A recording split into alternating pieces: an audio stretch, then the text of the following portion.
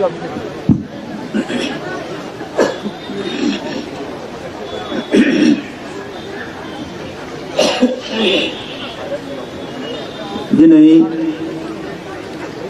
13 बोसोर बैसोनि सिंनि हौवासाफोरनि फुटबल बादायलायनायनि फाइनाल बादायलायनाय बे हाबाफारियाव बाहागो लानो हानाय आरो बे हाबाफारिखौ दैदेननाय दुलाराय बर' फरायसा आफादनि आफादगिरि दिपेन बर' बिथां, बे हाबाफारियाव बाहागो लानो हानाय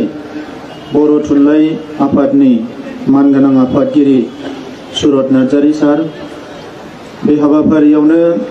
बाहागो लानाय जोंनि बयजोंबो सिबिजानाय आथिखालाव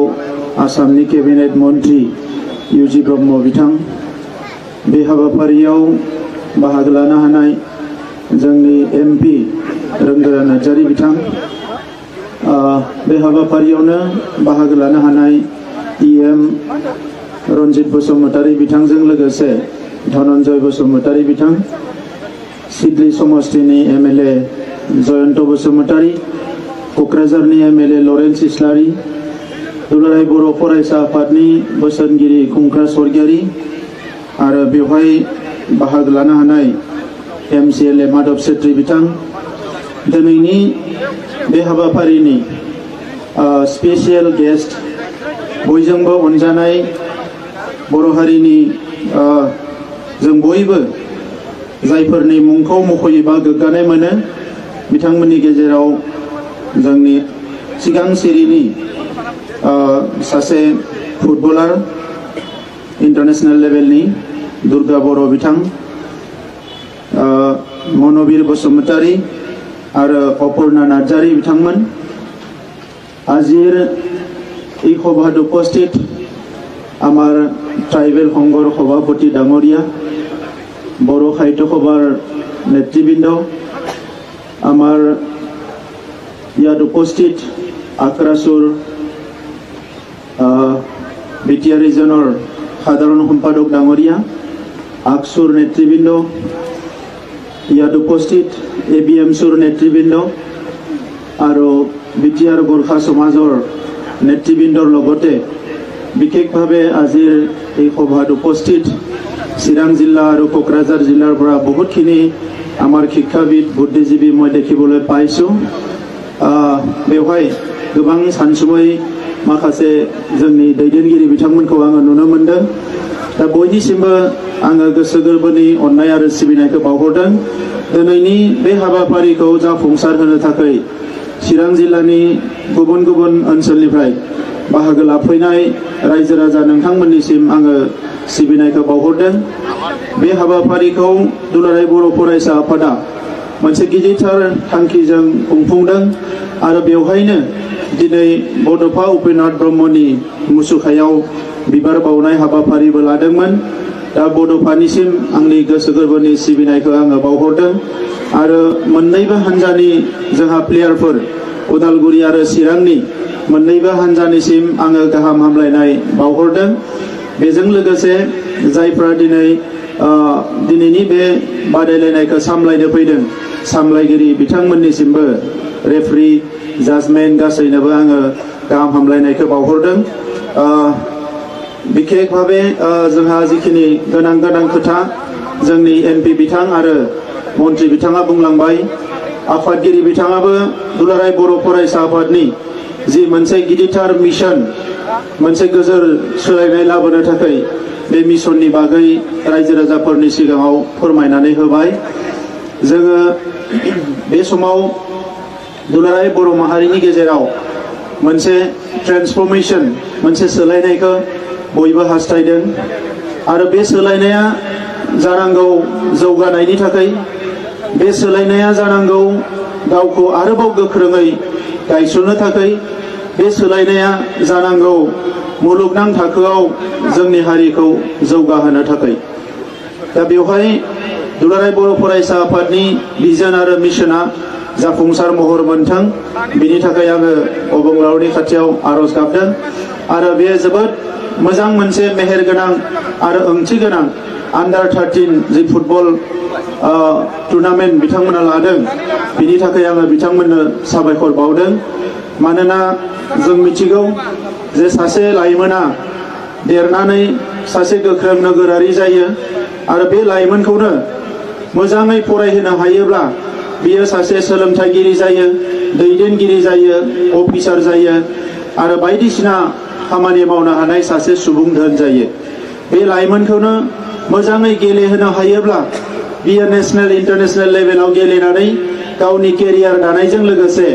गावनि माहारिनि मुंखौबो मुलुगनां थाखोआव लानानै थांनो हायो बे लाइमोनखौनो मोजाङै हारिमु बिथिङाव जौगाहोनो हायोब्ला बेयो हारिमु बिथिङाव हारिमुखौ फोथांनानै लाखिनायजों लोगोसे जोंनि हारिमुखौ जौगाहोनायाव फेहेरनायाव गोख्रोङै हाबा मावनो हायो बे लाइमोनखौनो जोङो सासे इन्जिनियार बायदियै सासे आईएएस अफिसार बायदियै सासे डाक्टर बायदियै सासे इन्जिनियार बायदियै जोङो बिथांमोनखौ गायसननो हायो नाथाय बिनि थाखाय हारियाव नांगौ मोजां थासारि हारियाव नांगौ बयबो जोंनि जेसेबां हारिनि सोद्रोमा दङ बयनिबो मोनसे ओंथि गोनां मोनसे साननाय मिनिंफुल माखासे सिन्ताधारानि गेजेरजोंसो जोङो आवगायलांनो हायो थांनाय समाव हारि थांनाय थैनायखौ लानानै गोबाव सम सोमावसारनाय जालांबाय दा बेवहाय जोंहा रोजा रोजा मुंख्लं जालांबाय नाथाय नैबे समाव जोङो दिनै बिएससि बिटिसि आरो बिटिआर मोननायनि उनाव जोंहा दिनै मोनसे थासारि फैदों जि एसे मोनदों बेजोंनो गिबियावनो जोंनि जि थामोनथा बेखौ जोङो रैखाथि होनांगौ आरो जोंनि हारिखौ जौगाहोनायनि थाखाय मोनसे जोङो मिशन आरो भिजन बेखौ जोङो बानायनांगौ जायखौनोखि जोंहा बड'फा उपेन्द्रनाथ ब्रह्मआ मोनसे मास्टार रेस दानायनि बाथ्रा बुंदोंमोन दा बे बिथिङाव दुलाराय बर' फरायसा आफादा गोख्रोङै हाबा मावबाय थादों जौ जुवाया दिनै हारियाव माखासे लेभेलाव लागै जोबफैबाय जोंनि ओनसोलफ्राव सिगां जायफोर जुवा गेलेनाय नुयोमोन बियो लासै लासैनो जोबबाय जोंनि ओनसोलाव एना एनिया जोबबाय बिदा फंबायनि गेजेराव गाज्रि सानलायनाया लासै लासैनो जोबबाय नाथाय दाबो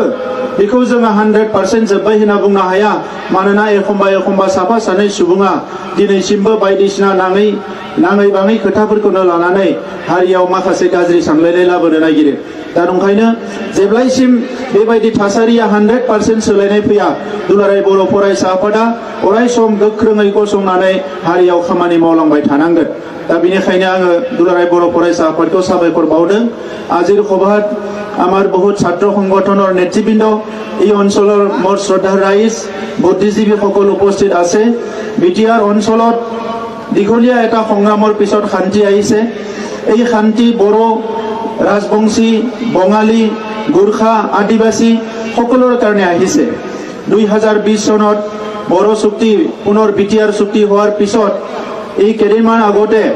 আমাৰ আদিবাসী সকলৰ যিবিলাক সশস্ত্ৰ সংগঠন আছিলে তেখেতসকলৰ লগতো চুক্তি হ'ল আজি বিটিআৰ অঞ্চলত 100% অস্ত্ৰমুক্ত হ'বলৈ গৈ আছে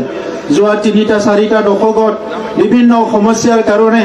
আৰ্মি পুলিচৰ অপাৰেশ্যন ভাতৃঘাতী সংঘৰ্ষ জাতি জনগোষ্ঠীৰ মাজৰ সংঘৰ্ষ আৰু ইয়াৰ মাজতে কোনবা ৰাজনীতি নেতাসকলে বড়ো অনাবড়ো বিভেদ সৃষ্টি কৰি আমাৰ অঞ্চলটো বহুত এটা অস্থিৰতা ইয়াত আনিছিলে কিন্তু লাহে লাহেকৈ ভাৰত চৰকাৰ অসম চৰকাৰ আৰু আমাৰ সকলো নেতৃত্বৰ প্ৰয়াস আৰু প্ৰচেষ্টাত বড়োলেণ্ড অঞ্চলত শান্তি আহিছে এতিয়া এই শান্তিটো আমাৰ উন্নতিৰ কাৰণে ব্যৱহাৰ কৰিব লাগিব এই শান্তিটো এটা সুস্থ সমাজ গঢ়াৰ কাৰণে ব্যৱহাৰ কৰিব লাগিব এই শান্তিটো যোৱা 75 বছৰ স্বাধীনতাৰ পিছত যি কামবিলাক হোৱা নাই এই কামবিলাক কৰাৰ কাৰণে আমি ব্যৱহাৰ কৰিব লাগিব এই কাৰণে আজি বিশ্বত বিভিন্ন যুদ্ধ বিভিন্ন সংঘাত আমি দেখিবলৈ পাইছো কিন্তু বিটিআৰ অঞ্চলত যেহেতু দশকৰ পৰা দশক ধৰি আমি বিভিন্ন নিজৰ আপোনজনক হেৰালো বিভিন্ন আমাৰ সম্পত্তি নষ্ট হল অনাগত দিনত যাতে এনেকুৱা পৰিৱেশ নাহে ইয়াৰ কাৰণে মই সকলোকে আজি আগলৈ আহি কাম কৰিবলৈ মই অনুৰোধ কৰিছো আমাৰ মাজত বহুত সমস্যা আছে কিন্তু ইয়াৰ সমাধানৰ পথ আছে এই সমস্যাবিলাক আজি স্বাধীনতাৰ 75 বছৰ সমাধান হোৱা নাছিলে এই সমস্যাবিলাক আমি লাহে লাহে সমাধান কৰিম এই কাৰণে মই সিসি বিটিআৰত যি সকল সংগঠন আছে মই ধন্যবাদ জনাইছো নিজৰ উদ্দেশ্য আগত লৈ একেলগে কাম কৰি আছে মই নিখিল বড়ো ছাত্ৰ সন্থাক অনুৰোধ কৰিছোঁ নেক্সট সেশন ফুটবল আণ্ডাৰ 13 আৰম্ভ হ'ব সকলো জাতি জনগোষ্ঠীৰ ছাত্ৰবোৰে যাতে অংশগ্ৰহণ কৰিব পাৰে তেনেকুৱা এটা পদক্ষেপ ল'বলৈ মই অনুৰোধ কৰিছোঁ কাৰণ আমাৰ ইয়াত বিভিন্ন জাতি জনগোষ্ঠীৰ বহুত প্ৰতিভাৱান খেলুৱৈ আছে এথলেটিক্সতে হওক ফুটবলতে হওক যি খেলাই নকৰে কিয় যি গেমে নহয় কিয় ইয়াত সকলো প্ৰতিভা থকা আমাৰ ল'ৰা ছোৱালী আছে কিন্তু আমি যেনেকৈ লাগে তেনেকুৱা প্ৰশিক্ষণ দিব পৰা নাই সেইকাৰণে বিটিআৰ চৰকাৰে যদিও আমাৰ বহুত ধন নাই এই বছৰ আমি দুটা একাডেমি বনাবলৈ গৈ আছো এটা একাডেমি আৰম্ভ হ'ব কোকৰাঝাৰত আৰু এটা একাডেমি আৰম্ভ হ'ব মছলপুৰতো ছোৱালীৰ কাৰণে আৰু কোকৰাঝাৰতো ল'ৰাৰ কাৰণে দুটা একাডেমি আমি আৰম্ভ কৰিম আৰু তাত আমাৰ যুৱ যুৱতীসকলে থাকি পেলাই ট্ৰেইনিং ল'ব পাৰিব শিক্ষা গ্ৰহণ কৰিব পাৰিব যোৱা দুটা বছৰত আমি ডুৰাণ্ড কাপ ফুটবল পাতিলোঁ এই বছৰ যোৱা বছৰ সন্তোষ ট্ৰফিৰ এটা গ্ৰুপ মেচ পাতিলোঁ এই বছৰৰ সন্তোষ ট্ৰফিৰ গ্ৰুপ ডিৰ মেচ আমাৰ ইয়াত হৈ আছে ISPL আমি পাতিছিলোঁ ইণ্টাৰনেশ্যনেল খো পাতিছিলোঁ আৰু এতিয়া আমাৰ ISPL ছেকেণ্ড যিটো এইটো হ'বলৈ আমাৰ তাত গৈ আছে আমি কোকৰাঝাৰত ষ্টেডিয়াম নিৰ্মাণ কৰিছোঁ ওদালগুৰিত ডাঙৰ এটা একাডেমি আমাৰ একাডেমি হ'বলৈ গৈ আছে এই কাৰণে যিহেতু এই বিষয়